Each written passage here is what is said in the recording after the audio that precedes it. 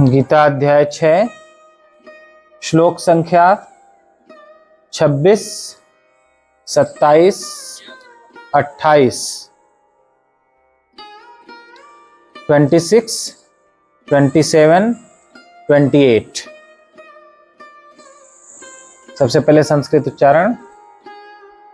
यतो यतो निश्चरति मनश्चञ्चलमस्थिरम् ततस्ततो नियम्यैतत् आत्मन्येव वशं नयेत्। प्रशान्तमनसं ह्येनं योगिनं सुखमुत्तमम् उपैति शान्तरजसं ब्रह्मभूतमकल्मषम्। युञ्जन्नेवं सदात्मानं योगी विगतकल्मषः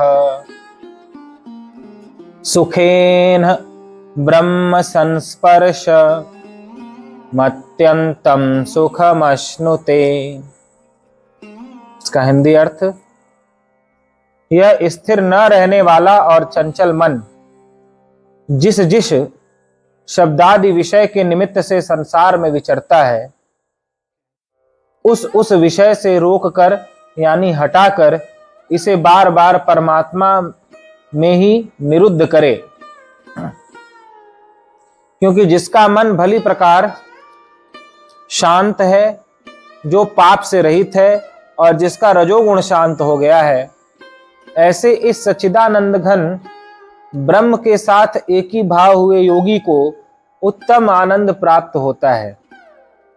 वह पाप रहित योगी इस प्रकार निरंतर आत्मा को परमात्मा में लगाता हुआ सुखपूर्वक परब्रह्म परमात्मा की प्राप्ति रूप आनंद का अनुभव करता है।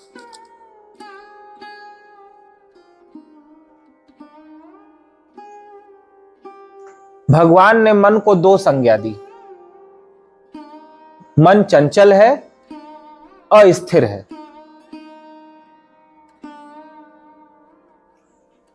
एक जगह स्थिर नहीं रहता, चंचल रहता है। योग में मन का बड़ा महत्व है। प्रारंभ से ही इस 6ठे अध्याय में भगवान कहते आ रहे हैं कि जो भी ध्यान योग की सिद्धि प्राप्त करना चाहते हैं, उनका मन ऐसा होना चाहिए जैसे वायु रहित स्थान में रखे हुए दीपक की लौ होती है, उसमें कोई हलन चलन नहीं होती। बिना स्थिर मन के ध्यान नहीं हो सकता। ध्यान के लिए मन की स्थिरता अनिवार्य है। मन स्थिर कैसे हो, इसके लिए भगवान कहते हैं कि बिना व्याकुल हुए, बिना घबराए, बिना चिंतित हुए कि इतने दिन हो गए अभी तक मन वश में नहीं हुआ, बिना जल्दीबाजी किए धीरे धीरे मन को अभ्यास के द्वारा ध्यान में लगाने का प्रयास करें, स्थिर करने का प्रयास करें। आज के श्लोक में कहते हैं कैसे अभ्यास करें। यतो यतो निश्चरति मनश्चंचलम अस्थिरम। यह अस्थिर चंचल मन जहां जहां भी जाए, जहां जहां भी विचरण करे, वहां से उसे बार बार हटाकर परमात्मा में ही निरुद्ध करे यानी लगाए। मन बार बार जाएगा, बार बार वहां से हटाकर परमात्मा में लगाए, ध्यान में लगाए। या दूसरा यह रास्ता है कि जहां भी यह मन जाए वहां इसे परमात्मा का दर्शन कराए। इसे ध्यान में बैठे हो, मन गया बेटे के पास, तो बेटे को हटाकर परमात्मा को देखो कि बेटा नहीं बल्कि भगवान श्री कृष्ण का ही यह रूप है, और उसमें भगवान श्री कृष्ण की झांकी देखकर मन ही मन प्रणाम करो। और संसार में जिस जिस में मन जाए उसमें भगवान का रूप देखकर उसे प्रणाम करो। संसार का रूप हटा दो और भगवान का रूप देखो। फिर ध्यान में बैठे हो, कचौड़ी पकौड़ी जलेबी याद आ रही है, अनेक प्रकार के सुस्वादु पकवान व्यंजन याद आ रहे हैं। वहां से मन को हटाकर परमात्मा में लगाओ या उसमें भगवान का दर्शन करके प्रणाम कर लो। हे प्रभु, इसमें आप तो हो, लेकिन आपको मैं सिर्फ प्रणाम करता हूं, स्वीकार नहीं करता। भगवान सब में है, लेकिन व्यवहार में हमें किसे स्वीकार करना है और किसका त्याग करना है, यह भी जानना होगा। जैसे भगवान तो सर्प में भी हैं और भगवान गाय में भी हैं, लेकिन सर्प में हम सिर्फ प्रणाम करेंगे भगवान को, सर्प को पालेंगे नहीं। किंतु गाय में भगवान है, गाय में भगवान को प्रणाम भी करेंगे और गाय को पालेंगे भी। ऐसे व्यवहार में तो हमें किसका त्याग करना है और किससे प्रेम करना है, इसका निर्णय करना पड़ेगा। किंतु दर्शन तो परमात्मा का ही सब में करने की बात है कि जहां जहां यह चंचल मन जाए, जिस जिस का विचार करे वो सोचो कि ये वह व्यक्ति नहीं, वस्तु नहीं, बल्कि परमात्मा ही है। सब में परमात्मा का रूप देखकर वहां से उस व्यक्ति से मन को हटाकर परमात्मा को दिखाओ। इसे जहां जहां यह जाए वहां वहां इसे परमात्मा को दिखाओ। हर देश में तू, हर भेष में तू, तेरे नाम अनेक तू एक ही है। हर देश में तू, हर भेष में तू, तेरे नाम अनेक तू एक ही है। चींटी से अणु परमाणु बना, सब जीव जगत का रूप लिया। फिर नहर बना नदियां गहरी, फिर नहर बना नदियां गहरी, तेरे भिन्न प्रकार तू एक ही है। हर देश में तू, हर भेष में तू, तेरे नाम अनेक तू एक ही है। एक ही परमात्मा को जहां जहां यह मन जाए वहां वहां इसे दिखाओ।